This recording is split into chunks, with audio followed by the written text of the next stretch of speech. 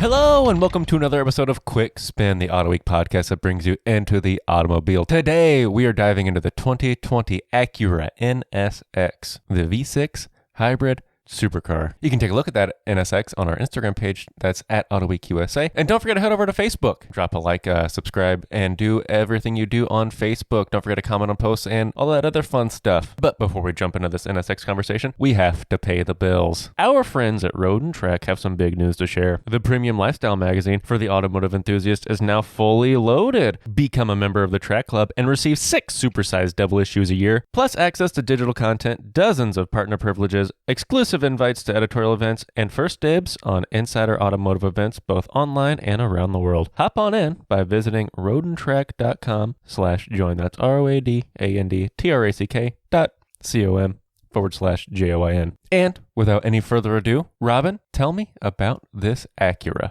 It's great. It's genuinely a lovely, wonderful vehicle. And the problem that the second generation NSX had was having to live up to the cult classic icon that the first generation NSX had become. And that's nearly impossible to live up to. And Acura didn't quite do it at the very first shot. But they made some good changes to the car in 2019. And those effectively carry forward for 2020. And this was my first real chance to get in one and just drive it on normal streets. And I absolutely had such a wonderful time in the car. But let's give some context to the listeners about, obviously they're here, so they know why the first generation NSX was so great. It was a supercar that you could theoretically drive every day. It was Honda engineering, supercar styling, and it didn't have the plight of a 308 Ferrari or any of the Lamborghinis of the day, like Countach, of course, or Diablo, where you could just live in Ann Arbor and drive the car and not have to worry about getting the engine out service at 20 hours or something. Funny story, when I was a kid and for a long time into my early adulthood, there was always a black first generation NSX parked in this downtown condominium center in Ann Arbor, where I'm born and raised, that I would see. It was like NSX, so I would see one all the time. So you're quite literally right. At least one person in Ann Arbor did do exactly that. This new NSX, or effectively new NSX, kind of a departure, but same principle, right? It's every bit as a supercar as the first generation was, in the grand sense of it looks incredible. Right. Yeah. And so the problem is that the philosophy between the two cars are actually quite similar, but the time in which the cars arrived is vastly different. So this second car came in a much more complicated time in the automotive industry, which gave it a much more complicated job. And it was at the exact same time much harder to have such purity in its purpose. That made it harder to live up to that purity of purpose. Speaking of purity and purpose, I know one guy whose purpose was to walk around this, and that's you. What? And we're going to go to that right now. I am looking at a proper supercar. It's got supercar proportions. It's got an engine behind the cockpit in front of the rear axle. It's got a whole lot of power. And it's got an Acura badge. It is a 2020 Acura NSX. And it looks cool, man. It's this deep red. I know that they put a lot of effort into paint at PMC, where this place is built in Ohio, and pays off. I also like all the little details to it. It's got, proper scoops in front to let air out. It's got proper scoops right behind the doors to let air into the coolers. It's got a nice glass view of the top of the engine, a V6 in this case. And it's got this cool carbon fiber spoiler and this clever, it's quad exhaust tips, but they're all in the center. And the center exhaust is in between like a proper rear diffuser. Now, I don't know how effective that actually is, but it looks real. It looks legit. That's not just fake pieces of plastic just popping out. The brakes are huge. The calipers say NSX in the middle. And the tires are Continental Sport Contact 6 tires, which was an upgrade they made in 2019, and it made a big difference. I remember I was very lucky to drive that car when it first came out, and those Conti 6 tires made a huge improvement to the feel of the car.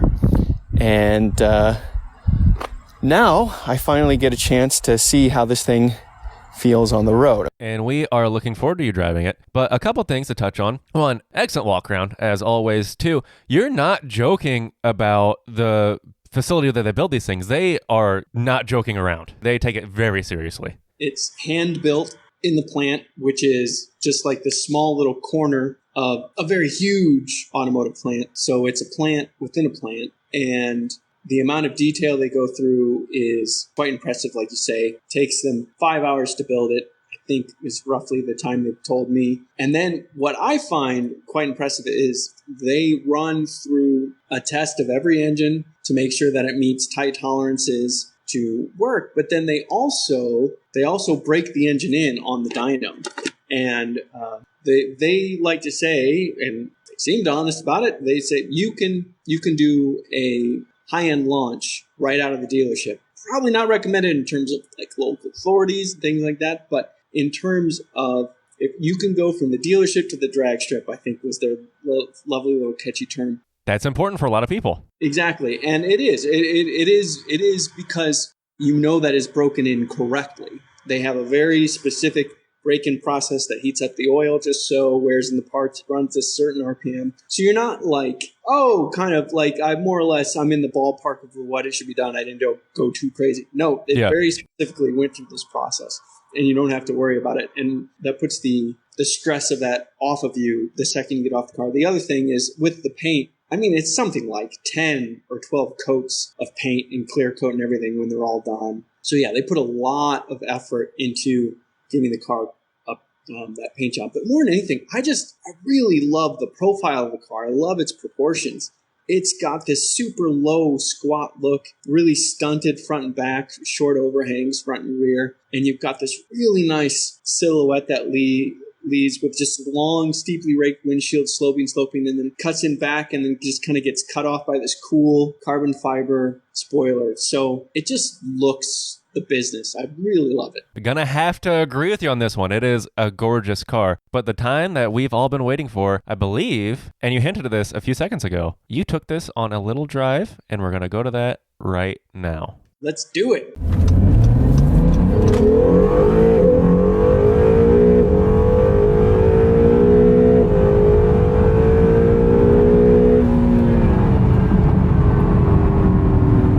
That is the screaming siren song of a 2020 Acura NSX, the hybrid supercar from the Honda Performance brand, and it is mega. I mean, it's really something to behold. There's a lot of things that are different between the original NSX that became such a cultural classic, such an icon, and this new one here. The original one was much more pure and focused in its purpose. This one has a lot more technology that Honda uses to kind of like blend it in to try to be more accessible to different driving scenarios, things like that, which ultimately dilutes the purity of it. But what is still very much true about this NSX versus the original is that it's an everyman supercar. It has supercar feel and performance and sounds, but it's entirely comfortable to drive. Your confidence builds so quickly. I felt comfortable in this thing first turn of the wheel.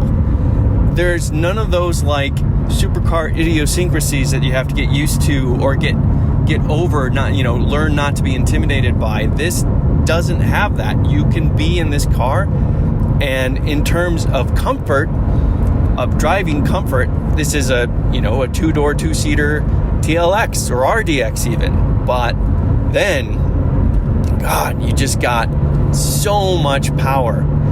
573 combined system horsepower between all the hybrid motors and the V6 screaming along. The V6 does contribute to 500 of those 573 horsepower. It's a 9-speed gearbox and all those things. It's just a brilliant car. I think all of like the numbers and all that are secondary to the fact that you have this beautiful, big, broad, expansive view of the road. The very short and stumpy hood just falls away super quickly. All you see is road and just this top of the steering wheel, which is carbon fiber, by the way. Nice little touch. It's popular to have like flat bottom steering wheels. This is kind of like almost like a TIE Fighter flat top and flat bottom steering wheel, which is nice and probably helps the view even just a little bit more. The feel is very good considering all the modern tech. You go into a corner turning in, you have a really good sense of where grip is, and grip is quite high. I've driven this car through a route I drive a lot of cars. I'm going 5 miles an hour faster, and I'm farther from the limit of this thing than I am in a lot of other cars. It's just that capable. You're that low to the ground. Your center of gravity is that low, and you have a lot of track width to work with. So it is just a lot of agility. And despite all the hybridness, it's not that heavy, and you feel that. You feel the lightness in the car, and I really have a hard time thinking of bad things about it. Oh, no. There's something that is not good about this car. The cup holders are atrocious. They're like these chintzy things off the side that, it's a little tab that pulls out. And you could easily lose coffee here if you're not careful. So, points deducted for cup holders. Otherwise,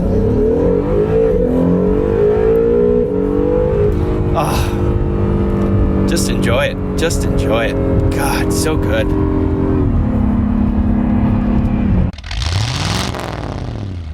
If there's a young person in your life who's really into cars, give them the gift of R&T Crew, the ultimate subscription box by Road and Track for kids ages 6 to 10 every other month. A box is delivered to their door and is stuffed with cool accessories, fun activities, and a magazine chock full of facts, stories, games, and more. Sign up now and receive the all-new Need for Speed box and enter code Autoweek. That's, of course, AUTOWEEK for 10% off an annual subscription. Just head over to rtcrew.com. That's rtcrew.com